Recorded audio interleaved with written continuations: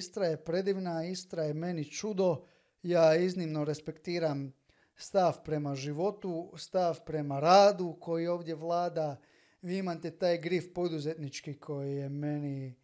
Znači ja Hrvatsku smatram daleko od kapitalističke zemlje, ali ako negdje postoji taj jedan zdravi kapitalizam, koliko god je tu ideološka možda neka druga nagnuće, koliko god postoji taj jedan zdravi poduzetnički duh, di se cijeni delo, di je pa Istra...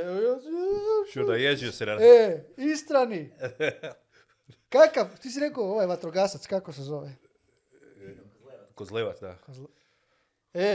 Će tebi Kozlevac uzeti slobodu, A ti tu na kamenu ti na ovom kamenu si ostavio kosti za delo, čovječe, ti radiš, Istra ima najjaču turističku ponudu, vi ste idemo rad, poduzetništvo, zajedništvo, idemo, napred.